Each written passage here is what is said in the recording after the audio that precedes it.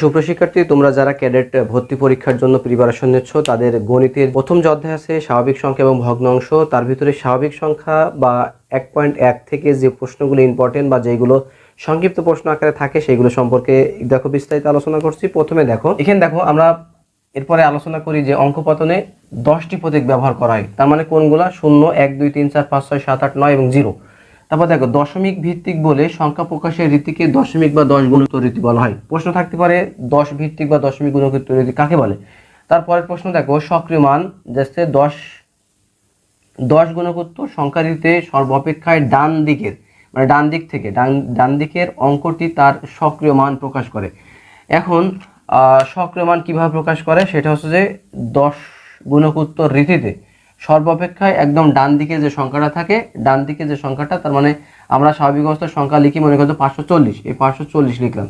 তাহলে এই সংখ্যা যত ডান দিকে একটা করে বাড়বে তখন সেটার সংখ্যাটার মান কি? সক্রিয় মান প্রকাশ করবে। তার মানে কি? একক, দশক, শতক, সহস্র, অযুত, লক্ষ, নিযুত, কোটি, এইভাবে মানগুলো প্রকাশ করবে।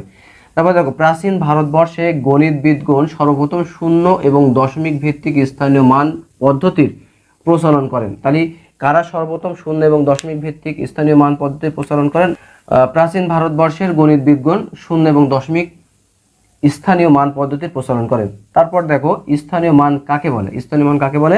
সংখ্যায় ব্যবহৃত কোনো অঙ্ক তার অবস্থানের জন্য যে সংখ্যা প্রকাশ করে তাকে ওই অঙ্কের স্থানীয় মান বলা হয়। তার মানে আমরা যদি এখানে 340 লিখি তাহলে দেখা হচ্ছে এটা হচ্ছে একক, আমরা বলি এটা হচ্ছে দশক, এটা হচ্ছে শতক।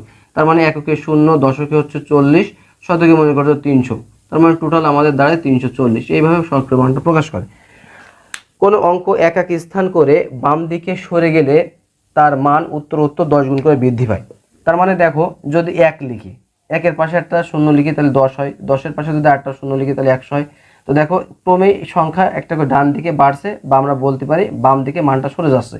তার মানে একক, দশক, শতক হচ্ছে। এখানে যদি আমরা আর একটা শূন্য দিই তাহলে এখানে আমাদের 1000 হয়ে যায়। তার মানে একক, দশক, শতক, হাজার।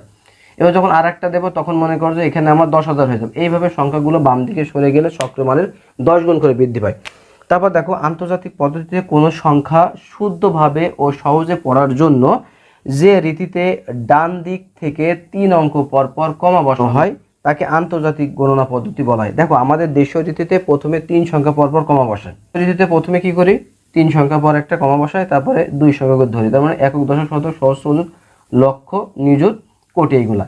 তারপরে আবার 3 সংখ্যা, তারপর 2 2। তার মানে দেশীয় পদ্ধতিতে প্রথমে 3 2 2 3 2 2 এভাবে হিসেব করা হয়।